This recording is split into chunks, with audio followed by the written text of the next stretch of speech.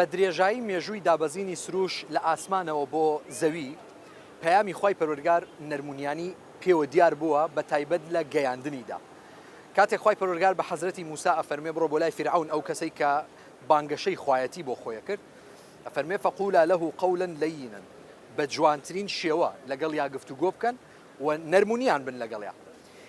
زۆر گرنگە ئینسانی موسڵمان بە تایبەت ئەو کەسانەی کە ڕێبەرایەتی دینەکەن لە مامۆسایانی ئاینی لە مزگەوتەکانی خۆیانە بە نەرمونیانی پەیامەکانیان بگەێنن و دوور بن لە تەشیر و جنێودان بەداخەوە ئەوەی لەم کۆمەلگایی ئێمەیە ئەگوزەرێ بەشێک لە مامۆسایانی ئاینی ئەگەر چی کەمینەن بەڵام زاڵ بوونە بەسەر چاکەکانە لە سوۆسیال میدیایە، جنێودان، تەشیرکردن، دەنجی بەرز، تووڕەبوون، خۆسوورکردنەوە بووەتە کولتوری وتارەکانیان کە ئەمە بەڕاستی بە شێوەیەکی نەرێنی بەسەر پەیامەکانیان ئەشکێتەوە. ئەمەوێ ئەوە بگەێنین کە بە جددی پەیامی خوای پەروەردگار پێویستی بە تووڕەبوون نییە. کاتێ پێغەمبەری خوا عەلەیهی سەڵات وسەلام لەسەر مینبەرەوە تووڕە ئەبوو، بانگەشەی بۆ ئەوە ئەکرد کە ئینسانەکان دیفاع لە خۆیان بکەن، بانگەشەی بۆ ئەوە کرد بێنە دەنگ لەسەر مافەکانی خۆیان. کاتێک کە کەسانێک هێرش ئەکەنە سەریان پێویستەکە خەڵکانێک هەبن دیفاع لە خۆیان و لە خاک و نیشتیمانەکانیان بکەن. بەڵام ئایا هەموو کاتێک پێغەمبەری خوا عەلەیهی سەڵات وسەلام بەم جۆرە بووە؟ نەخێر. لەگەڵ مابن بە یەکەوە ئەچینە لای یەکێک لە نووسەرەکانی کوردستان کە قانع خورشید سەبارەت بەم بابەتە قسەمان بۆ ئەکا. فەرموو.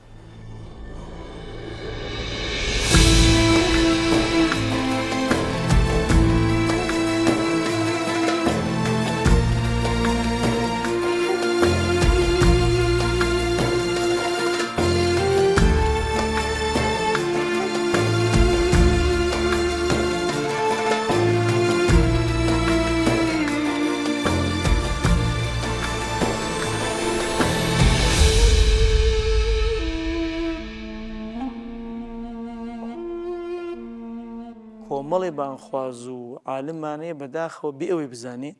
بۆتە عالمی عوام، یعنی بە گوێرەی خواستی ڕەشۆک و قەرەباڵخی قسە ئەکا. زۆری نەکە عاتفین لە جیاتیەوەی ئەم ئاراستەی ئەوان بکە، ئەوان ئەم ئاراستاکەن، پێڵێن ئاوە هاوار بکەی خۆشترە، مەسەڵەن بگری چوکچوکێکی بە تعجب لە خەڵکە لە سێنێ. تەبعەن ئەوە کاتیە لە موقەتە،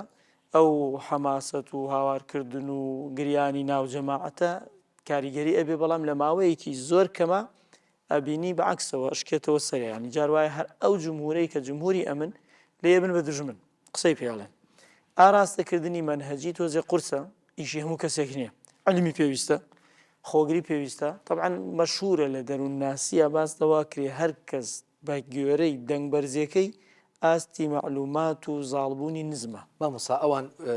فەرمودەیەک دێنەوەڵێن پێغەمبەری خوا کاتێک کە وتاری داوە عەلەیهی سەڵات وسەلام کەئەنەهو یونذیرو جەیشن، ئێمە لەکوێ بووە؟ ینی موشکیلەمانەوەیە خۆی دەنگی بەرز کردوێتەوە. موشکیلەمانەوە نەزانی چی لەکوێ بەکارهێنی. ئێمە ئەو هەموو حەدیسەمانەیە پێغەمبەری خوا صلی الله علیه وسلم فەرمێ بەشیروا ولا تنفروا یسروا ولا تعسروا، ئەمانەی کە بەردەوام ئینەما بوعثتم مبشرین ولم تبعثوا ئەی چۆن لەو منفرین هەلەکە المتنطعون. ئەم هەموو دەق گەورەیە کە بە ئاشکرا فەرمێ خوای گەورە بە موسا و هارون سەلامی خوایان لێبێ ئەفەرمێ چون بۆ لای فیرعون قولا له قولا لینا، قسەی نەرمی لەگەڵا بکەن. ئێمە ئەم هەموو پەیامە ڕوونەی قورئان و حەدیث نەبینین. یەک حاڵەتێکی تایبەتی پێغەمبەر صلی الله علیه وسلم کە جارێ بێ بە دوای حەدیثەکە بڕۆی سەنەدی چۆنە، دووەم لەکوێ پێغەمبەری خوا بوو؟ تۆ فەرمانی جەنگێکەیە، دوژمنان کافری قوڕیش هەموو دەوریان تەنیوی بە تەمان هێرشکەن، خۆ تۆ نایە بڵێ موسڵمانە بەڕێزەکان ئینشەڵڵا سبەینێ جەنگێکمان لە پێشە، ئەبێت تۆ بە حەماسەتێکەوە قسە لەگەڵ ئەو جەماوەرە سەحابا بکەی. بالفعل مندری جێش بووە، چونکە پێغەمبەری خوا عەلەیهی سەڵام لە یەک کاتە پێغەمبەر بووە، عالم و ئەوە بووە خەتیب بووە، لە هەمان کاتە قائید و ڕئیسی دەوڵەت بووە. تۆ ڕئیسی دەوڵەت و قائیدی جێش وەکو قائیدی جێش قسە ئەکا، جایە لەوە بانخوازی وەکو بانخواز قسە ئەکا. منیش بە سبەینی ئەم وڵاتە کەوتە بەردەم هەڕەشەی داعش و نازانم کێ و کێ و ئەم هەموو دوژمنەی دەوری تەنیوین. معقول نییە قائیدێکی جێش بێ بڵێ هەوڵە دێن سەرکەوین لەم جەنگەمانە، ئەگەر نێشمان توانی چی بکەین، نابێ وا قسە بکرێ، ئەبێ بڵێ ئێمە لە پێناوی ئەم خاک و وڵاتە خوێنمان داوە ئامادەنین بە ئاسانی تەسلیمی کەسی بکەین. لەم کاتە کەس ناڵێ ئەوە بووە هاوارەکە، هەمووان ئافرین قاعدە بێ وابێ حەماسە داتە ئەو جێشە ئێمە ئەبێت کۆی ئەو شتانی لە سیرەی پێغەمبەری خوا هاتووە صلی الله عليه وسلم وەرگرین پێغەمبەری خوا کانە دائیم البشر ئەوەی لە حەدیثی صحیح هاتووە ئەوەیە کە پێغەمبەری خوا هەمیشە مژدە بەدەم بووە بە هیچ شێوەیە سازش لە پێناو مافی خەڵکۆمانە دروست نییە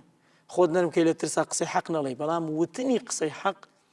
ناکاتە ئەوەی هاوارکەیت و تەعەندەی جنێودەی یعنی ئێمە هەمانە بەداخەوە خوتبە مەشهورە سەیکە تەمەنی من نمونەی باشەکەمان زۆر زیاترە بەڵام داخەکەم دەنگە نەشازەکە زاڵترە زەقترە لە جیاتیەوە بە دوای تەوبە و پاکردنەوە و خۆگرتن و ڕزگاربوونمان بین لەو ئالوودەبوون بەو عادەتە خراپەمان ئەڕۆین بە دوای دەلیل ئاگەڕین بگەڕێ لە هەموو سەر لەبەر قورئانە کە جنێو نییە ئەوانەی قورئان من لە کتێبی دیوەگەی تری جەلالەدینە بە تەفسیل باسی ئەو یەک دوو مەقتەعەم کردووە کە وەکو جنێو سەیرەکێ لە قورئانە کەشتی وانە ئێمە خۆمان قساکەن ئەڵێ ئینسانی وا هەیە وریای بە وەکو ڕێوی فێڵت لێکاڵێ ئەها جنێوەدا ئەوە جنێو نییە ئەوە تەشبیهەکە نمونەیەکە کەسەکە دیار نییە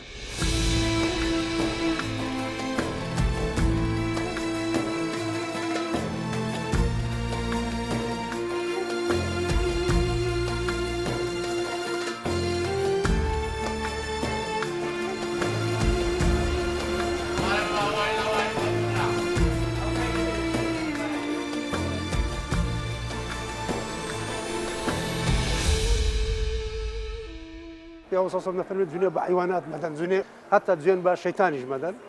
او يخوي يقرب في فرمي او في غمر صلصه باسي كدوا نعلتي لي بكنو توك بەڕاستی زۆر گەنگە ئینسانی مسلمان لەسەر خۆی بۆ لە کاتی قسەکردنا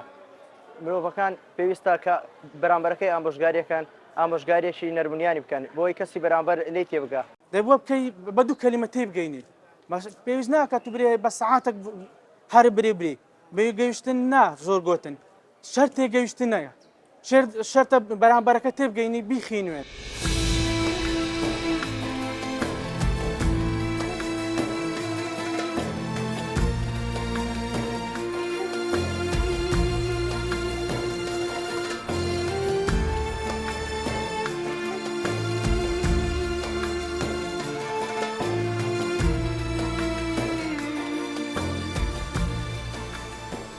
دەنگی بەرز هاوارکردن و زۆر جار بەکارهێنانی کۆمەڵی وشەی زبر نیشانەیە کە بۆ نەبوونی متمانە لەو کەسە ئەوەیە کە باس لە جۆرێک لەو بێمتمانەی پێشتر دەکەم من بەو شێوەیە نەبوومە دەکرێت من گوناحبار بم دەکرێت من ئەو قسەی دەیڵێم لە دڵەوە باوەڕم پێی نەبێ بۆی ئەو زوعفە بشارمەوە بۆی ئەو لاوازیە بشارمەوە دێم بە تۆنێ بەرزتر قساکەم چونکە ئەمە جۆرێکە لە تۆنی دەنجی جۆرێکە لە زمانی جستەکە زۆر جار ئاسانی ئێمە بتوانین کۆنتترۆلی بکەین کە لە ناو هەر گفتوگۆیەکی ئاسایشدا کە تۆ کەسێکت بینی بواری بەرامبەری نەدا قسە بکات دەنجی زیاد لە پێویست بەرز کردەوە کۆمەڵە وشەی نەشیاوی بەکارهێنا هێرشی کردە سەر تۆ کەسێکی وای تۆ کەسێکی بەو شێوەی بە هەمان شێوە لە وتارێکە کە دانیشتوانەکەی ئێوە گوناحبارنەوە زۆر خراپنەوە بوونە هۆکاری ڕووخانی ئەو وڵاتە بوونە هۆکاری عەزابی خوددا تەنها لەو بوارە بمێنێتەوە لە ١٨ ناوەڕۆکی قسەکان لەو بارە بنێتەوە ئێمە تۆزە گومانەکەین لە ڕووی دەرونیەوە کە هەندێک زیادە ڕۆی لەو بابەتە هەبێ دۆزینەوەی ئەو بەڵانسا کە وەکو بەڕێستان زیاتر ئەزانن لە بابەتی تەرغیب و تەرهیب دۆزینەوەی ئەو بەڵانسا ئیشی کەسێکی و تاربێژێک و تا خوێنێکی زیرەکە کە چۆن بتوانێت لەم بوارە بەڵانس ببێنێتەوە بەڵام ئەوەی کە کەسێکی دائیمەن ڕەشبینە کۆمەڵی فاکتەر هەیە کاریگەری دەکاتە سەرەوە لەوانەیە خۆی بە منداڵێکی زۆر قورسدا تێپەڕی بێت لەوانەیە ژینگەی ئێستای زۆر ناهەموار بێت و بەداخەوە لەوانەیە هەندێک جار کۆمەڵی پیامی سیاسی تێدا بێت ئەو هەست و سۆزە لەبەرەوەی مرۆڤ وا هەست دەکات کاتێک هەست و سۆزی کەوتە ژێر کاریگەری پرسیار لە سەرمانەوەی خۆی دەکات من ئایا دەمەوێ لەو ژیانە بمێنمەوە دەکەمە حاڵەتێکە کە لەوانەیە بەیانی من لەجێ ئەو منداڵە بم یان دەکەمە حاڵەتێکە بۆ ئەم پیا و چاکە تا بەیانی گریاوە من نەگریاوم هەست و سۆز زۆر زیاتر ئینسان ڕادەکێشێ مێشتی مرۆڤ کۆمەڵی خاڵی لاوازی تێدایە ئەگەر من بتوانم ئەو خاڵە لاوازانەی کەسی بەرامبەر دەستنیشان بکەم دەتوانم لەو خاڵە لاوازانەوە بۆی بچمە ژوورەوە بۆ نمونە من کەسێکم کوردم خۆش دەوێت کە تۆ بێی من کەسێکی بابرین زۆر نەتەوە پەرست و توندڕە و دەمارگیر بووم لەسەر بابەتی کوردایەتی ئەگەر بێی قسە بە دوژمنەکانی کورد بڵێ هەست دەکەم تۆ لە من نزیکی هەست دەکەم تۆش هاوشانی منی تۆش هاوکاری منی لەبەرەوە زۆر زیاتر دەکەم ژێر کاریگەری تۆ کەسێک بێت زۆر بە ئاسایی بڵێ کاکە کوردیش نەتەوەیەکە وەکو نەتەوەکانی دیکە چەوسندراوەتەوە بەڵام ئەفزەڵێتی نییە بەسەر نەتەوەکانیکە من لەوانەیە زیاتر لای تۆ بگرم چونکە تێڕوانی تۆ زیاتر لەگەڵ تێڕوانینی من دێتەوە هەر هەمومان بە من و بە تۆش و بە هەموو ستافی ئێرەشەوە مێشکمان چەند خاڵێکی لاوازی تێدایە بەڵام ئەو کەسانی کە دەخوێننەوە ئەو کەسانی کە ئاگان لە دەرونی خۆیانە ئاگان لە هەست و سۆزیانە هەوڵ دەدەن ئەو خاڵە لاوازانە بدۆزنەوە و لێ نەگەڕێن کەسێک بە ناوی سیاسەتمەدار بە ناوی مامۆستایەکی ئاینی بە ناوی پزیشکێک بە هەر ناوێک بێ ئەو خاڵە لاوازانیان کۆنتترۆل بکە بۆ نمونە من ئەگەر ئاگاداری هەستی کوردایەتیم بم دەزانم کە مرۆڤێکیش ئەگەرچی عربێک زۆر ئەزیەتی منی دابێت تورکێک زۆر ئەزیەتی منی دابێت بەڵام مانایوەنی مردنی مناڵێکی تورک مناڵێکی عرب مناڵێکی فارس دڵم خۆش بکە.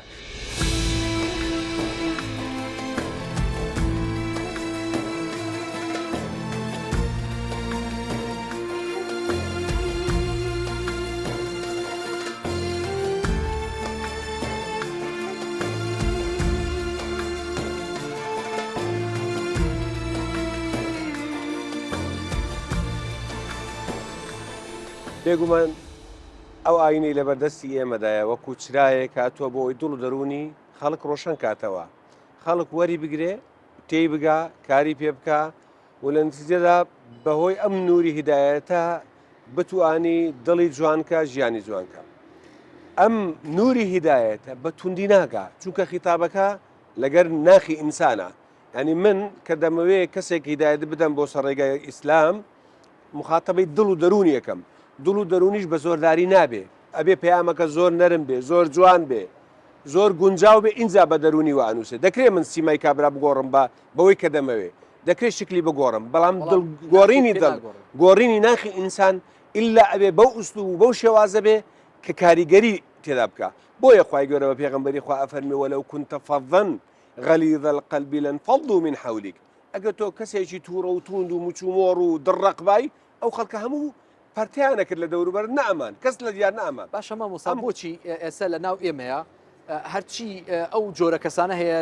حتا لە تۆڕە کۆمەڵایەتەکانیشان لایک و کۆمنتیان زۆر بۆڕوە ڤیویان زۆرترە ینی خەڵکی ئێمە تەبیعەت توندە یان ئەم بابەتە بۆچی زیاتر ڕەواج ئەدرێ پێی لە ڕابردوودا زۆر بەشێک لە مامۆستایانی ئاینی و بەشێک لە بانخوازان و دەتوانم برێم وەکو کەلتورۆژی توراسی کلاسیکیش کاریان لەسەر عاتیفەی خەڵک کردووە خەڵکیان وا ڕاهێناوە بە پەیامی حەماسی ئەو خەتیبەی کە بگریێ ئەو خەتیبەی کە هاوار بکە ئەو خەتیبەی کە جنێو بدا ئەو خەتیبەی کە چیرۆکی موەسیر بۆ خەڵک باز بکە ئەمە خەتیبێکی سەرکەوتەوە ئەمەش دینە ئەمەشان بە خەڵک نیشان داوە ئیش لەسەر کەم بوون ئەوانەیە کە ئیشیان لەسەر عقلی خەڵک کردبێ لەسەر ئیمانی خەڵک لەسەر ناخی خەڵک لەسەر تەسخیفی خەڵک لەسەر جێگیرکردنی فەلسەفە و مەقاسیدی ئیسلامی لە ناو هیزری خەڵکدا کردبێ ئەمانە کەمتر بووینە بۆیە ئەبێ وتار بێژان مامۆستایانی ئاینی کار لەسەر ئەوە بکەن ناخی خەرک بگۆڕن بە شێوازێک کە لەگەر ڕۆحی شریعەتی ئیسلام بگونجێ شریعەت بەوە نییە بە نەربوونیانی و بەهێمنی و بە لێبوردەیی و بە تەسامحەوە ئینسان نەتوانێت خەڵک بانکە بۆ ئیسلامەتی نەک بە تووڕە و توندی بە تووڕە و توندی وەلەن یوشاد الدین ئەحەد إلا غەلەبە دین بە توندی ئیلا نەتیجەی نابێ إن الله يريد بكم اليسر ولا يريد بكم العسر ڕەنگە بەشێک لە وتاربێژان هەبێ بەڕاستی بەشێکیان بەشێکی کەمینەیەک هەبن مەبەستیان پێ گەیاندنی پەیامەکە نەبێ وەکو خۆی هەندی مەبەستیان پێ ئەوەیە خۆیان بگەینن ینی دوو شتێک یان خۆت بگەینی ئەوەی بێوێ خۆ بگەینی بە هەر وەسیلەیەکی خۆی دەگەینی ئەوەی بێوێ پەیامەکە بگەینی بە ئوسلوبە دەگەینی کە کاریگەری هەبی ئێمەش خوای گەورە ئاینی ئیسلامی پیرۆزی پێبەخشیوین بۆ ئەوەی خەڵک هیدایەت بدەن بۆ سەر ڕێگای ڕاست بە ئوسلوبەی کە کاریگەری دەبی ئێمە بانکەرین بۆ بەهەشت بانکەرنین بۆ جەهەنەم بانکەرین بۆ خۆشەویستی بانکەرنین بۆ عەداوەت و ڕق لێبوونەوە بانکەرین بۆ یەکتر قبولکردن بانکەرنین بۆ دژایەتیکردن یەکتری